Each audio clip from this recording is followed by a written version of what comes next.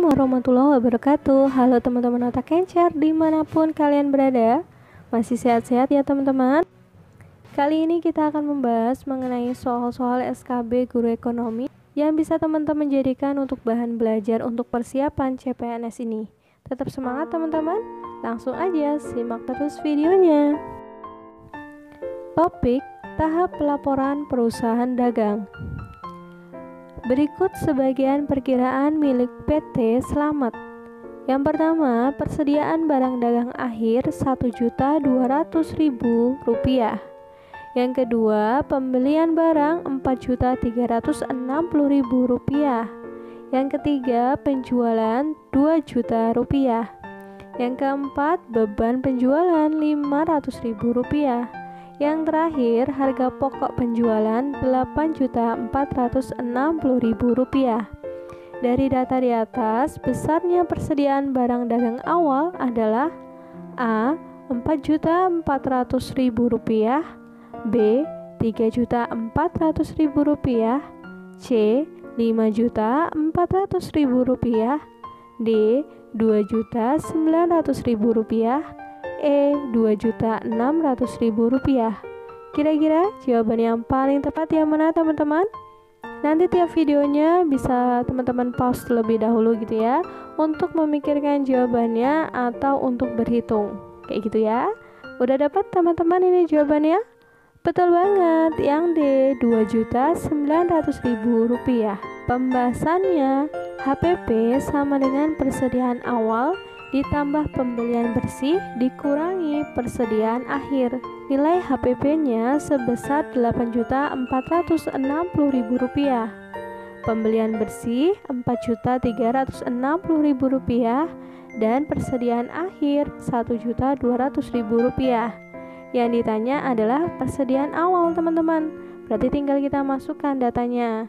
Rp8.460.000 sama dengan persediaan awal ditambah Rp4.360.000 dikurangi Rp1.200.000. Kita pindah ruas. Persediaan awal sama dengan Rp8.460.000 dikurangi Rp4.360.000 dikurangi Rp1.200.000. Dapat dong, nilainya berarti Rp2.900.000. Makanya pilihan yang paling tepat adalah option D. Oke ya teman-teman, sampai di sini cukup jelas. Lanjut lagi, kita ke topik berikutnya, yaitu tahap pelaporan perusahaan jasa. Berikut ini adalah data keuangan yang dimiliki oleh sebuah perusahaan jasa. Modal awalnya Rp15 juta. Modal akhirnya Rp25 juta. Pengambilan pribadi Rp2 juta. Besarnya laba bersih perusahaan adalah A. Rp12 juta, B. Rp10 juta, C. Rp27 juta, D. Rp13 juta, E. Rp8 juta. Kira-kira yang mana teman-teman jawabannya? Yuk berhitung lagi.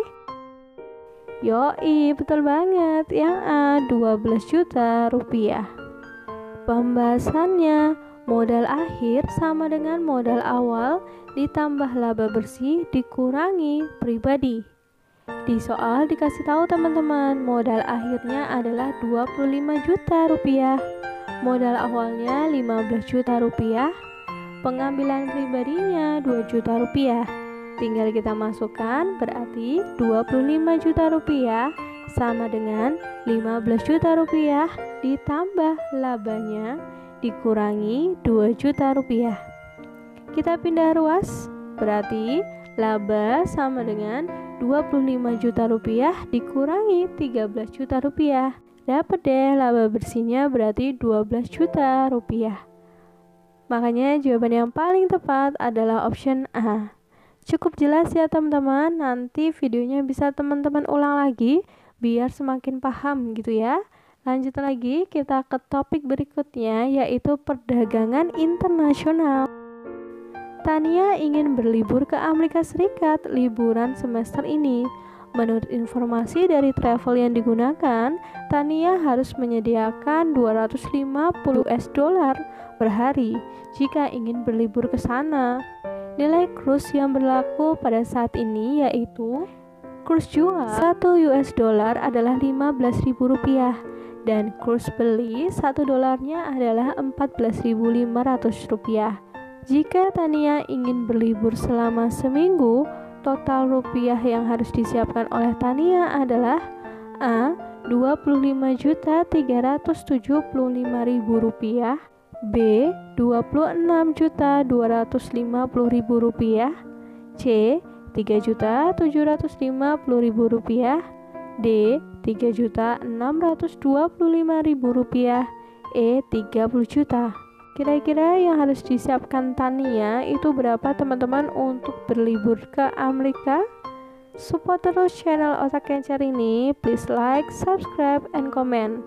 Nyalakan juga loncengnya agar teman-teman selalu mendapatkan updatean videonya. Udah dapat teman-teman jawabannya? Betul banget, yang B, Rp26.250.000. Pembahasannya, Tania ingin berlibur ke Amerika Serikat selama seminggu dengan biaya perharinya adalah 250 US dollar. Berarti Tania harus menyediakan 1.750.000 US dollar. Karena 250.000 US dollar kita kalikan dengan 7 hari selama seminggu. Nilai kurs yang berlaku pada saat ini yaitu nilai kurs jual 1 dolarnya itu 15.000 dan kurs belinya 1 US dolarnya adalah 14.500. Karena Tania ingin menukarkan rupiahnya ke US dollar, maka kurs yang digunakan adalah kurs jual. Maka rupiah yang harus disediakan oleh Tania adalah 1.750.000 US dollar kita kalikan dengan nilai kurs jualnya yaitu 15.000. Kita peroleh nilainya berarti Rp26.250.000. Makanya option yang paling tepat adalah option B. Kita lanjut lagi ke topik berikutnya yaitu indeks harga dan inflasi. Tingginya harga akibat dampak dari inflasi akan berpengaruh terhadap pihak berikut kecuali A. Debitur, B. Kreditur, C. Pegawai tetap, D. Ibu rumah tangga, E. Perusahaan. Hati-hati teman-teman, kecuali. Betul banget, yang A. Debitur. Pembahasannya, inflasi akan berdampak negatif terhadap masyarakat, termasuk kreditur, pegawai tetap, dan perusahaan. Namun akan berdampak positif terhadap debitur, sebab debitur hanya perlu membayar hutangnya sebesar yang dipinjamkan, meski nilai tukar pada saat itu tidak sepadan dengan nilai tukar saat ia meminjam uang tersebut. Saat ia meminjam, nilai uang lebih besar daripada saat ia mengembalikan karena terjadi inflasi. Oke ya teman-teman, kita lanjut lagi ke topik berikutnya yaitu pendapatan per kapita. Diketahui suatu negara memiliki data dalam 1 tahun dinyatakan dalam juta. Jumlah konsumsinya adalah 200.000 juta. Jumlah investasinya 150.000 juta. Jumlah pengeluaran pemerintah 165.000 juta, jumlah ekspor 185.000 juta, jumlah impor 50.000 juta, jumlah penduduk 200 juta, penyusutan 100.000 juta.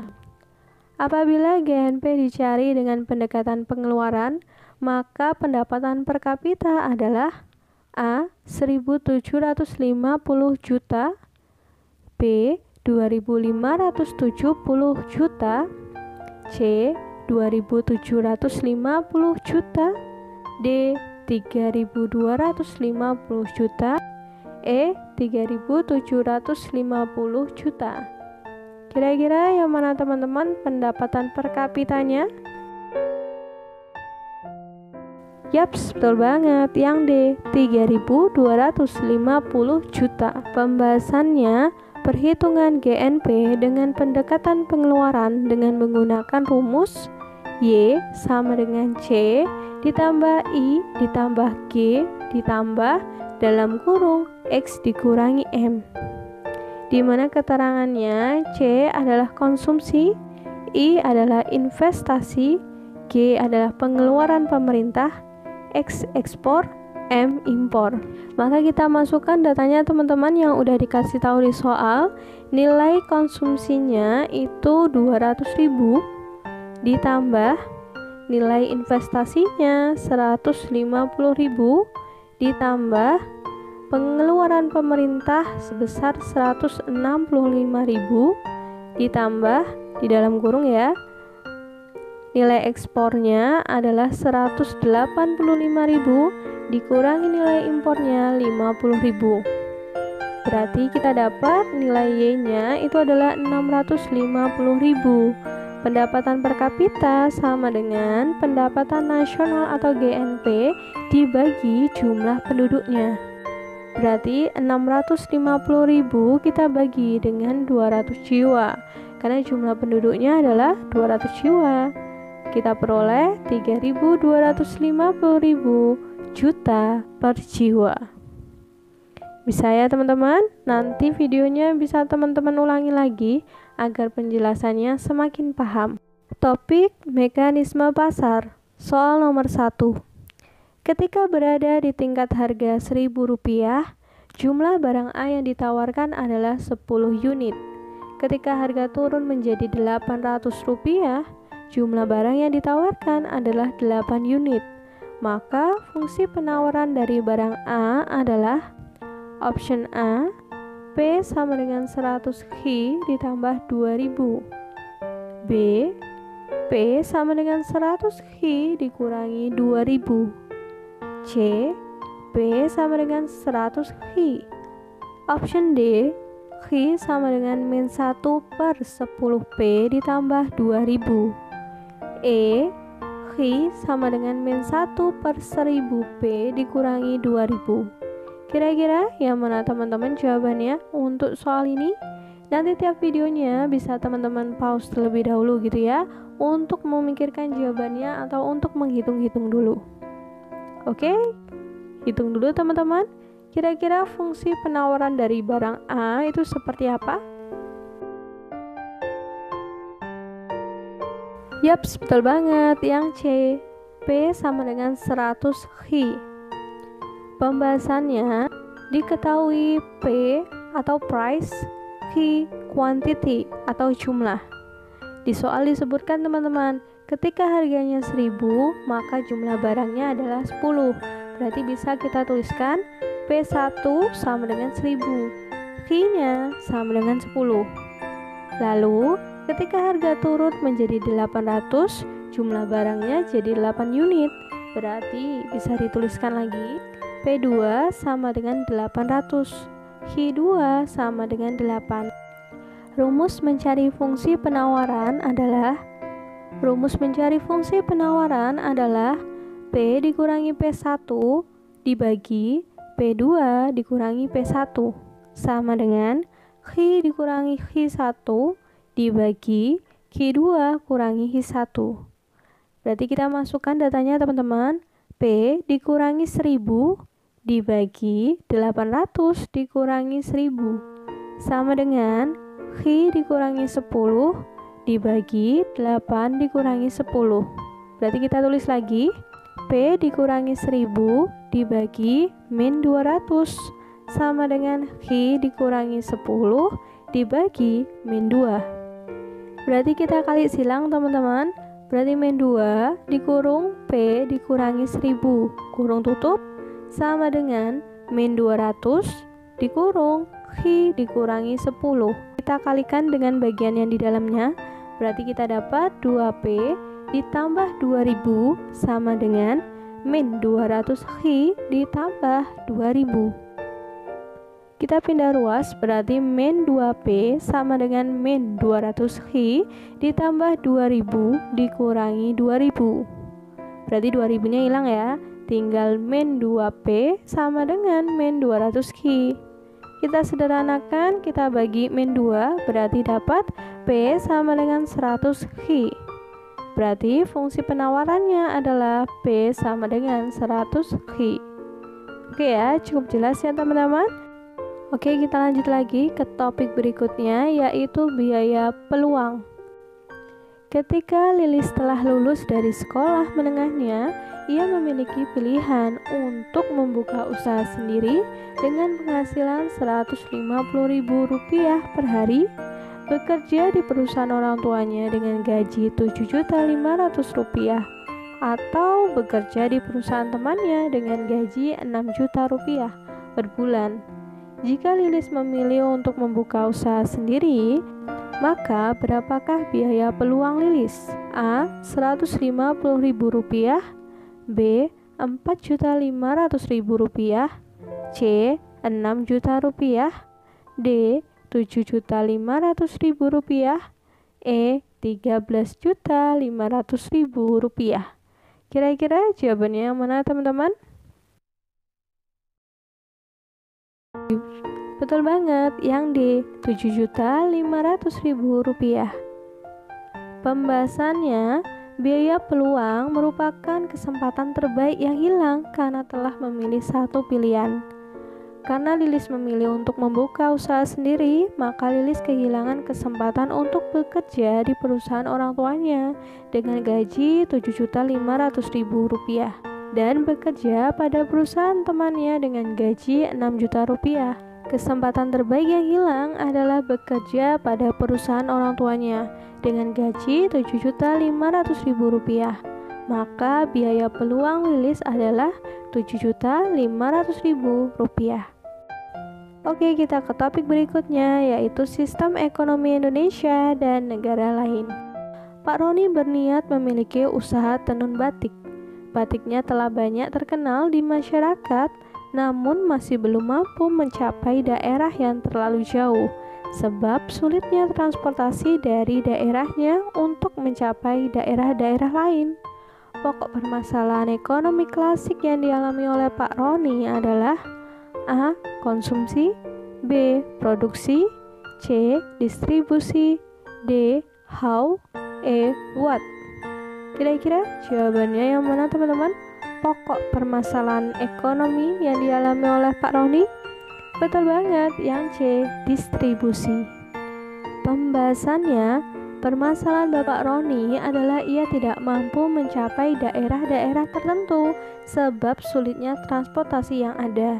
Hal ini mengindikasikan bahwa permasalahan yang dialami oleh Bapak Roni adalah masalah distribusi, sebab ia tidak dapat mendistribusikan atau menyalurkan barang-barangnya dengan alasan transportasi yang terbatas. Sangat jelas ya teman-teman? Lanjut lagi ke topik berikutnya, masalah pokok ekonomi. Terbatasnya jumlah garam yang ada membuat harga garam menjadi tinggi. Tingginya harga garam sangat berdampak besar dalam kehidupan masyarakat.